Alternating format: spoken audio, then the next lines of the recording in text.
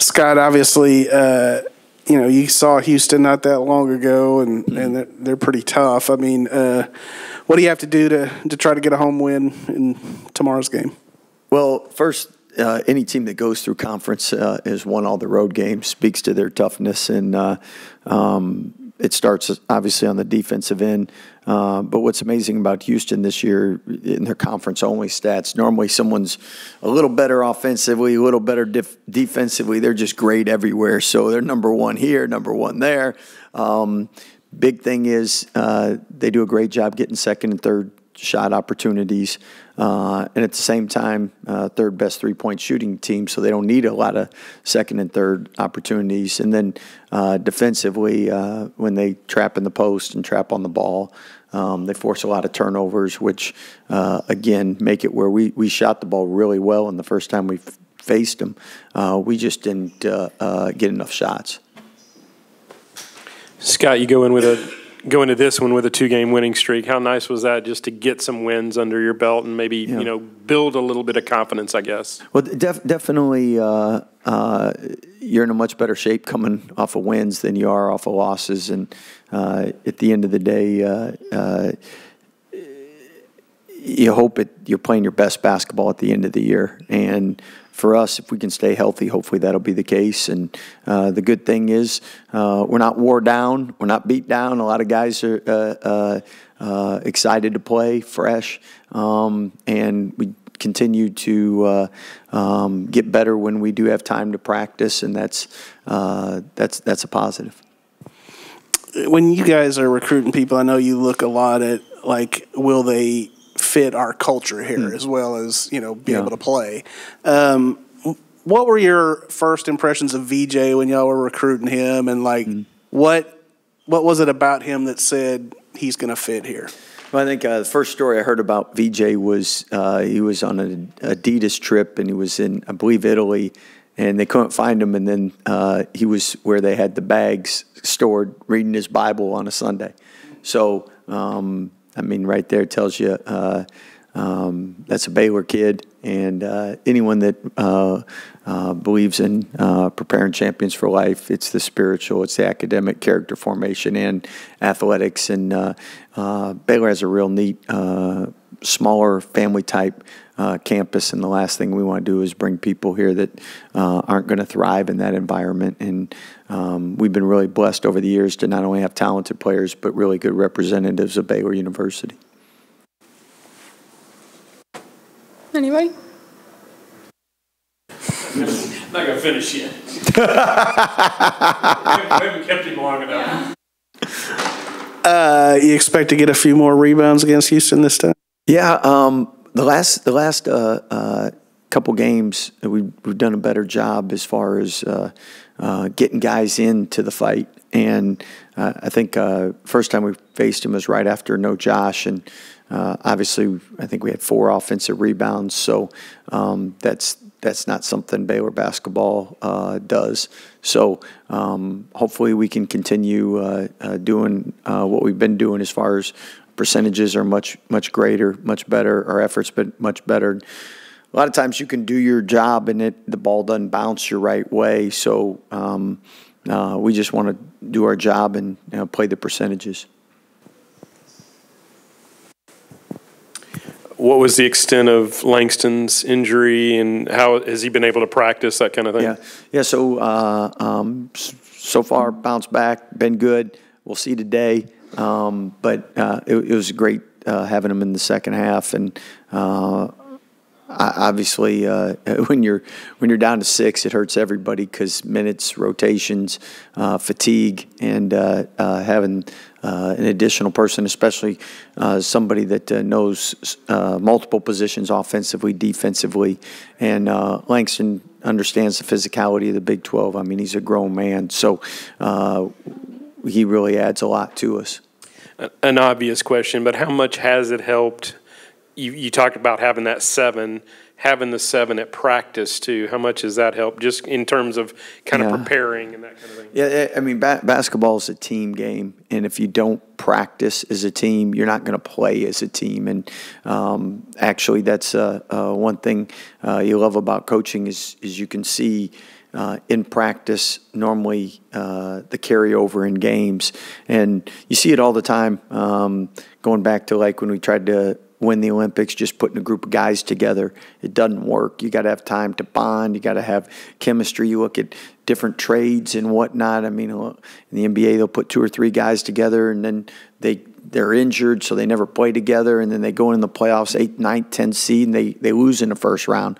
You just got to get that rhythm and chemistry together on the court, and that's why it's been so critical being able to practice and get better in practice. And for a while there, when we had 6 guys and with 6, 2 banged up, and you didn't want anyone else to get injured, you really couldn't even practice. So I feel like our team has taken a step forward and will continue to take a step forward as long as we stay healthy, because the guys want to get better. Because it was a long time when Jalen was playing, but he wasn't practicing. He wasn't practicing, right. And then Lang, when he first came back, was, I mean, we weren't overdoing it either. Now that it's officially March, I know we've seen some early madness. Does this team feel like they're ready to cause some madness of their own on Saturday? Well, so far so good in March. We're 2-0. We want to keep that streak alive. We want to keep winning in March. So you love springtime in Texas. You like the sunshine. You like the warm weather. But it's a great time of year if you're a basketball fan. I mean, 24/7, you can turn on TV, watch great games, and it means so much. The NCAA tournament's a blessing for any of those that have a chance to participate in it. And everybody gives their all to be a part of it. So with us, we control our destiny as long as we have games to play, and look forward to having a great opportunity to see just how much we improved from the first time we played Houston. And again, just the great thing about the Big 12 is there's no bad losses, and there's only good wins when you play teams in the Big 12, usually night in, night out. Obviously, L.J. Cryer, a guy y'all are familiar with. What has impressed you about what he's done this season? Well, I think LJ, first and foremost, for 2 years has been durable, and that's hard to do in the Big 12. And I know he had the foot that bothered him here, and he's done a great job recovering from that. And I think his consistency since the day he stepped on their campus, just like he did for us. I mean, he's going to graduate in 4 years with 4 conference championships. So he deserves credit because he's part of all 4 of those and brings a lot to the table. But his consistency in shooting, knowing what you're going to get from him night in and night out, his dependability, and he's improved. Just like any player that's going to spend time in the gym, LJ spends time on his craft, so he's gotten better on both ends of the court. Norchad, the last time y'all played them, I think it might have been right after Josh's injury, and y'all, I think, maybe had 4 offensive rebounds. How much of an emphasis has that been, and how much better have y'all gotten in that area since that first meeting with Houston?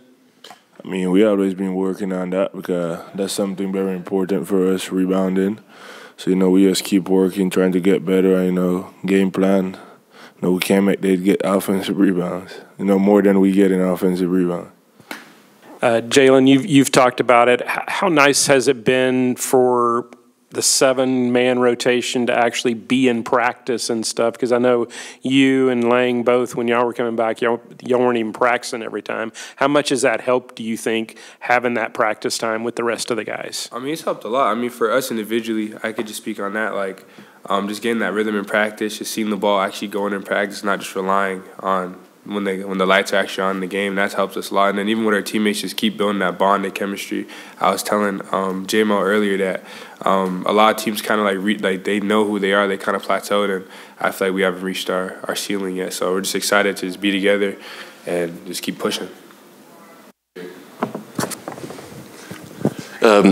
For both of y'all, Houston's known as a very physical, very hardworking team, especially on the boards. Is that a challenge that you guys have, a particular energy going into, something you really want to face and show out, seeing?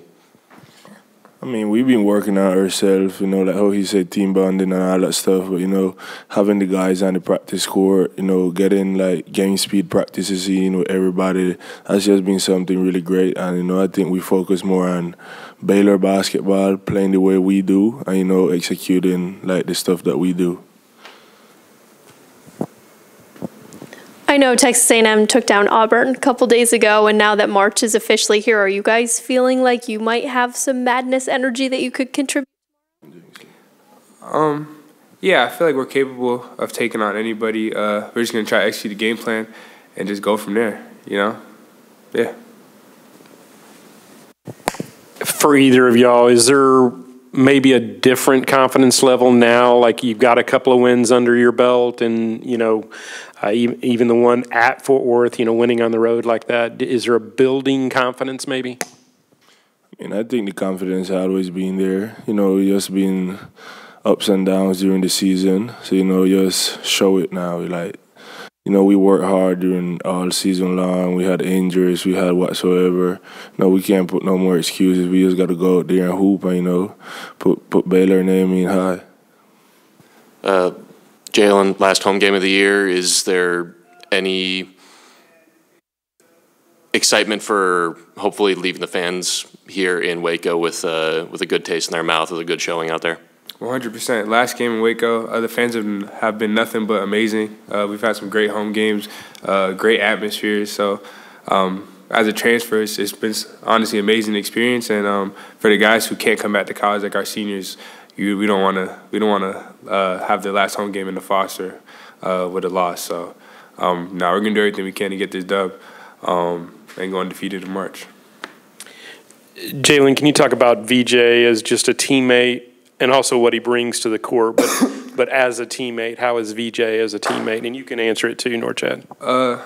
I mean, not even as a teammate, just as a brother. Like I honestly view VJ as like a little brother to me. I know his family. I know his family. Like, honestly, VJ's like a little brother. I don't even look at him as a teammate, and that's for the majority. I mean, all of this team, honestly. So, now he's a great kid. Everything you see on cameras, that's who he is in person. He's a bubbly kid, super energetic, super compassionate, has a lot of heart. And I'm just thankful. I got to build this bond with him. I already knew him a little bit because we went to the same high school. So when I initially committed to Baylor, I went back to New York, and we got to hang out with each other for like a week. But you know, over the summer and over the season, you just get closer and closer. So now I'm thankful to have him as a brother. He said it all. Anything else? Thank you, guys. Perfect. Thank you, guys.